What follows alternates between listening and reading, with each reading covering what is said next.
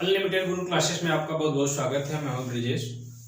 Class 10 में एक chapter दिया गया है हाइड्रोकार्बन, जिसमें आप कार्बन के बारे में पढ़ेंगे, उसकी संयुक्ता को जानेंगे और आईयूपीएसी नाम क्या होता है और हाइड्रोकार्बन कितने प्रकार के होते हैं, इस पर आपको पढ़ना है, जो बोर्ड एग्जाम में पूछा जाता है। ये केमिस्ट्री में है, तो आज हम उसी पर एक छोटा सा पार्ट लिए हैं, उसको हम सीखेंगे कि संतृप्त हाइड्रोकार्बन क्या होता है, असंतृप्त हाइड्रोकार्बन क्या होते हैं, तो यहाँ से और कैसे क्वेश्चन बनते हैं। तो पहले तो हम यह जान लेते हैं कार्बन का सिंबल C होता है और इसका परमाणु क्रमांक एटॉमिक नंबर 6 होता है। क्लियर है। और इसके बाह्य कोश में इलेक्ट्रॉनों की संख्या 4 होती है। कितनी होती है? 4, जिसको हम वैलेंसी इलेक्ट्रॉन भी कहते हैं। तो इस प्रकार हम जान गए कि कार्बन की वैलेंसी कितना है? 4 है, जो 4 तरफ से यह बॉन्ड बना सकता है। क्लियर है। इस तरह से यह डॉटेड का मतलब इलेक्ट्रॉन दिखाया गया है। तो कार्बन का एटॉमिक नंबर 6 और उसके बाह्य कोश में इलेक्ट्रॉनों की संख्या 4, जो इसको हम वैलेंसी इलेक्ट्रॉन भी कहेंगे। आगे हम चलते हैं, तो हमको कार्बन की संख्या अगर बढ़ती जाती है तो उसको हम कैसे काउंट करेंगे। अगर एक कार्बन है तो C1 उसको हम लिखते हैं एक कार्बन को हम लोग लिखते हैं मेथ। क्या लिखेंगे? मेथ। और 2 कार्बन होगा तो उसको लिखेंगे एथ। और 3 कार्बन होगा तो उसको हम लोग लिखेंगे प्रो। ये याद करने का तरीका है, अब जब इसको आईपीएससी नाम में हम इसका यूज करेंगे। अगर कार्बन की संख्या 4 हो गई तो उसको हम क्या पढ़ेंगे? ब्यूट। अगर 5 हो गई तो उसको हम पढ़ेंगे पेंट। क्या पढ़ेंगे? पेंट। अगर कार्बन की संख्या 6 हो गई तो इसको हम पढ़ेंगे हेक्स। अगर कार्बन की संख्या 7 हो गई तो उसको हम पढ़ेंगे हेप्टर। 8 हो गया अगर तो ऑक्ट। 9 हो गया कार्बन की संख्या तो इसको पढ़ेंगे नोन। अगर कार्बन की संख्या 10 हो गया तो उसको हम पढ़ेंगे। अगर आपकी कार्बन की संख्या जैसे जैसे बढ़ती है उसके उस तरह नाम भी चेंज होते जाते हैं। तो 1 कार्बन के लिए मेथ, 2, 4, 5 का आप जान लीजिए, ये आगे कक्षाओं के लिए है। तो 1 कार्बन होगा तो उसको मेथ कहेंगे, और 2 कार्बन होगा तो एथ, 3 कार्बन होगा तो प्रो, 4 कार्बन होंगे तो ब्यूट, 5 कार्बन होंगे तो पेंट। यहाँ तक कम से कम आपको जानकारी होनी चाहिए क्लास 10 लेवल की। क्लियर है यहाँ तक? अब हम पढ़ने चलते हैं कि हाइड्रोकार्बन क्या होते हैं। तो हाइड्रोकार्बन से नाम इससे ही स्पष्ट है कि जिसमें हाइड्रोजन और कार्बन का संयोग हुआ हो, कोई यौगिक बना हो, उसी को हम हाइड्रोकार्बन कहेंगे। क्लियर है यहाँ तक? अब हाइड्रोकार्बन कितने प्रकार के होते हैं, अब हम चर्चा करने वाले हैं कि हाइड्रोकार्बन कितने प्रकार के होते हैं। तो यहाँ पर आप जान लीजिए कि हाइड्रोकार्बन 2 प्रकार के होते हैं।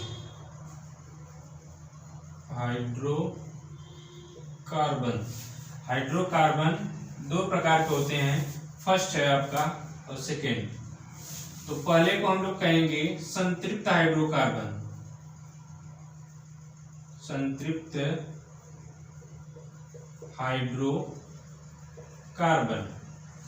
और सेकेंड को कहेंगे असंतृप्त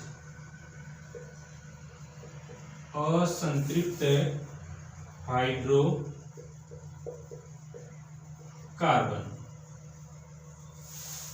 तो हाइड्रोकार्बन 2 प्रकार के हो गए, संतृप्त हाइड्रोकार्बन और असंतृप्त। संतृप्त को इंग्लिश में कहा जाता है सैचुरेटेड हाइड्रोकार्बन, और इसको कहा जाता है अनसैचुरेटेड हाइड्रोकार्बन।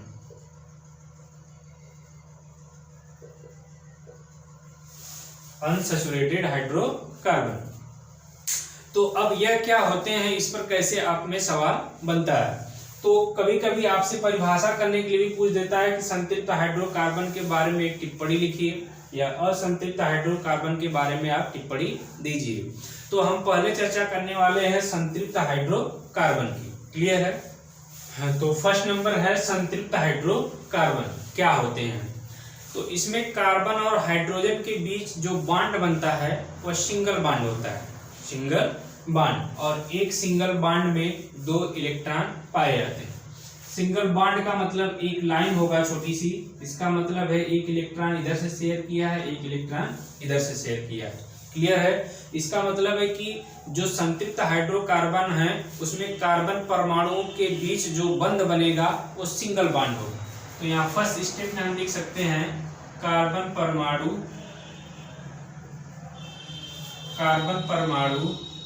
एकल बंध। एकल बंध मतलब सिंगल बॉन्ड, सिंगल बॉन्ड द्वारा जुड़े होते हैं। क्लियर है यहां तक? और एक सिंगल बॉन्ड में कितने इलेक्ट्रॉन होते हैं? 2 इलेक्ट्रॉन होते हैं। यहां पर हमने दिखा दिया, एक इधर एक इधर। क्लियर है यहां तक? अब इसका पूछा जाता है आपसे सामान्य सूत्र। सामान्य सूत्र तो संतृप्त हाइड्रोकार्बन का सूत्र होता है CnH2n और प्लस का 2, CnH2n प्लस 2, जहां n क्या है? नंबर ऑफ कार्बन है, कार्बन की संख्या है। इसी संतृप्त हाइड्रोकार्बन को पैराफिन भी कहा जाता है। पैराफिन या एल्केन भी कहते हैं, एल्केन। क्लियर है? तो संतृप्त हाइड्रोकार्बन में आप यह जान गए कि कार्बन के बीच सिंगल बॉन्ड बनता है और इसको पैराफिन या एल्कीन भी कहते हैं। और एल्केन का सूत्र जो है CnH2n प्लस 2 होता है। आपसे पूछा जाता है कि एल्केन का सामान्य सूत्र होता है तो CnH2n प्लस 2, जहां n क्या है? नंबर ऑफ कार्बन है। क्लियर है यहां तक? तो आपसे यह भी पूछा जाएगा कि एल्केन के प्रथम सदस्य का नाम क्या होगा। तो सदस्य कैसे फाइंड करेंगे वो देखिए। अगला है सदस्य। सदस्य में आप क्या करेंगे? आपको प्रथम सदस्य अगर निकालना है इसका तो आप n इज इक्वल टू क्या रखने वाले हैं? 1। अगर 1 रखेंगे तो देखिए यहाँ पर रखने पर क्या वैल्यू आपको प्राप्त होती है। मान रखेंगे तो यहाँ पर हो जाएगा C1H2 इंटू 1 और प्लस का 2। सॉल्व करेंगे C1H, यहाँ 2 एक कम 2 हो जाएगा, प्लस 2 जोड़ेंगे कितना बन जाएगा? 4। कार्बन एक है तो एक कार्बन को सिंगल ही कार्बन लिखा जाएगा और प्लस 4। तो इसका मतलब है जो प्रथम सदस्य है एल्केन का उसका नाम क्या होगा? CH4। क्लियर है यहाँ तक? इसी को मेथेन भी कहा जाता है। क्या कहेंगे? मेथेन। अगर इसका स्ट्रक्चर हम देखें तो यहाँ कार्बन में हमने कहा कि इसके बाहरी कोश में 4 इलेक्ट्रॉन होते हैं, 4 इलेक्ट्रॉन चारों तरफ है। अब कार्बन की संख्या कितनी है? हाइड्रोजन की संख्या कितनी है? 4। तो यह चारों तरफ से इससे क्या करेंगे? बॉन्ड बना लेंगे इस तरह। यह हाइड्रोजन का है इलेक्ट्रॉन क्रॉस इस तरह। तो हमने कहा कि 2 इलेक्ट्रॉन मिलकर एक क्या करते हैं? बॉन्ड बनाते हैं। बॉन्ड को सिंगल लाइन से डिनोट करते हैं। तो यह बन जाएगा आपका इस तरह। क्लियर है? तो इसी को मेथेन भी कहेंगे। अब मेथेन किस तरह कहेंगे? हमने कहा कि इसको पैराफिन या एल्केन भी कहा जाता है। एल्केन में एक आता है IUPAC नाम, IUPAC नेम, एक पद्धति है जिसमें हम नाम कार्बन का नॉमिनेशन करते हैं। तो उस पद्धति से अगर इसका करेंगे तो इसमें एल्केन में एन जोड़ा जाता है। क्या जोड़ेंगे? एन। क्लियर है? IUPAC नाम लिखते समय जो एल्केन का सदस्य होगा उसमें क्या जोड़ेंगे आप? एन जोड़ेंगे। क्लियर है? तो यहाँ पे देखिए कार्बन एक है तो एक के लिए हमने बताया था कि मेथ लिखेंगे और उसमें एन जोड़ेंगे तो क्या बन जाएगा? मेथेन बन जाएगा। हमने कहा कि एक कार्बन जब होगा C1 तो उसके लिए आप मेथ लिखेंगे।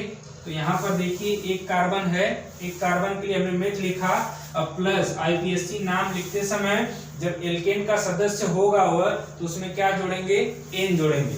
इसमें एन जोड़ेंगे तो इसको आप मिला देंगे तो क्या बन जाएगा? मेथेन। क्लियर है? हमने प्रथम सदस्य का नाम जान लिया CH4, इसको हम कहेंगे मेथेन। इसका दूसरा सदस्य क्या होगा?